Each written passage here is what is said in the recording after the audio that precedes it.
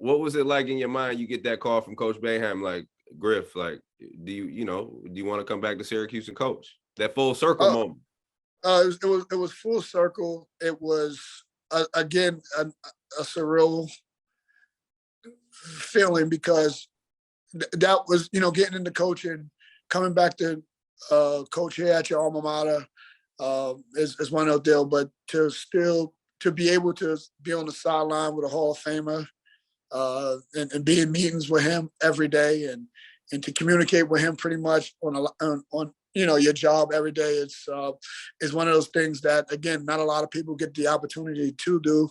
It just made me that much better as a coach. So getting that call was unbelievable. I think I'm like Hop. I cried again. Yeah, you're supposed to. Shit, you're supposed to. You went through a lot. Yeah, and it was like, you know what, your hard work has paid off and it's paying off, and to do it here and to be here for 4 or 5 years now, it's again, I have the best job in the world. I don't never want to trade it for anything, No doubt. Let's hop in and talk about this year's team a little bit. Specifically, I want to talk about Jesse and his development, because I know you're the guy that's working with the bigs. To kind of talk about his development, he's here. He's from the Netherlands, so it's kind of like it's different. His personality is different from being a big over here, obviously. Right. So talk about his freshman, sophomore year, and now this year where he's like he's a primetime player for us. He's a guy that's really worked his ass off. We've always, like, me and Coach talked about this when recruiting Jesse. So I went down to IMG. So Brian, it's full circle. So Brian Nash, who I worked for at St. Francis, is director of IMG in the basketball side, right? So Brian calls me. He was like, "Yo, Griff, I think I got a player for you. He's a project, but if you can take a kid," I was like, I'm not taking no project guard. That's hard. It's hard. That's hard to take a project guard. He was like, "Look, he's a 7-footer." I was like, "Oh, I'm on the plane." I was on the plane flat. So I get there and I'm at the school and I'm watching Jesse work out with one of the coaches there. And I'm like, all right, cool. Now, mind you, I'm saying this because I'm sitting there with Brian and I'm kind of going back and forth with him and I'm looking at him. And in the back of my mind, I'm like, holy shit, this kid could be really good. I said, like I said, this kid could be really good, because the one thing that he could do, he can run and he can catch. That's when you have to teach a dude how to catch, that's hard. That's hard. But he can run, he can catch, and he had a good touch around the basket. So I said, all right. So when I leave there, I call Coach and I say, "Hey, Coach, listen, this kid could be really good." He said, So what? So what do you want to do? And I was like, we should offer him. So Coach got on the phone. We got on the phone. He got on the phone with Brian. We kind of got them mixed up with his parents, and we offered him a scholarship. At that time, I thought that it was done. I was like, "Oh, we getting him, blah, blah, blah, blah." And next thing you know, I heard the kid is going to take a visit to Georgia Tech. And I'm like, oh, here we go. So he took his visit to Georgia Tech. He liked it. And I was actually telling this story to Julie 2 nights ago. One of the biggest reasons we got the kid was when he flew into Syracuse. I remember because his flight got in around 8 or 9 o'clock on a Friday night, if I'm not, a Thursday or Friday night. Coach Boeheim, I didn't even know he was doing this. Coach Boeheim met him and his family at the airport. He was at the airport.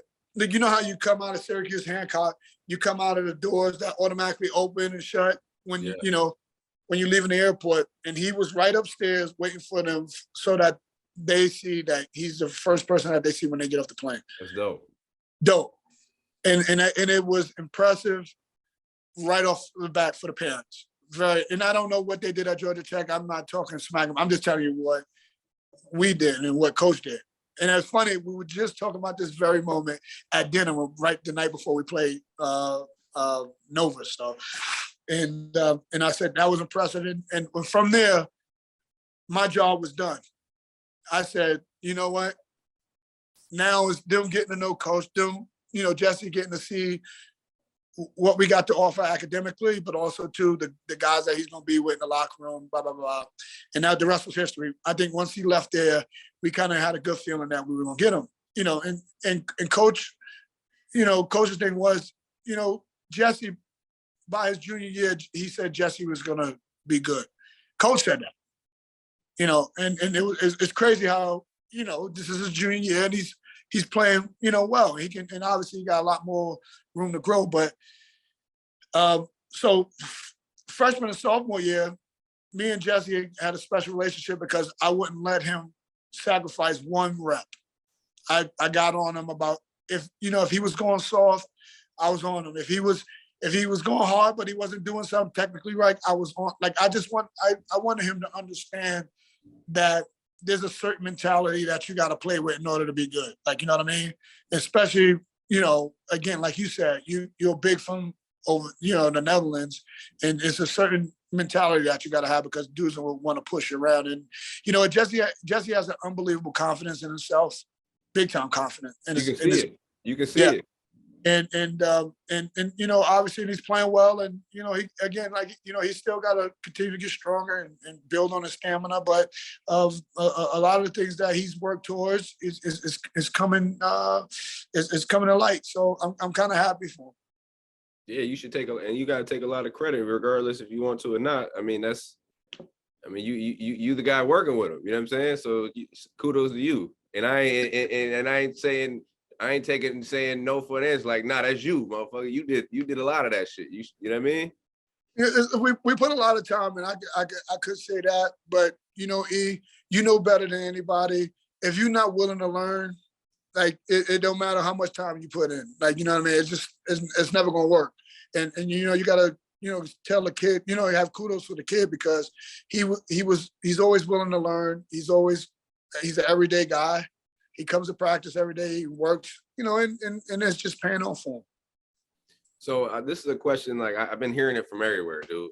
Like about the defense, about the little adjustment that Cuse made. Is it a 1-1-3-1 and is it a 1-1-3? And it's funny as hell, bro. Because when I was at Detroit coaching with Mike Davis, so that was me. I brought the zone there to kind of tell.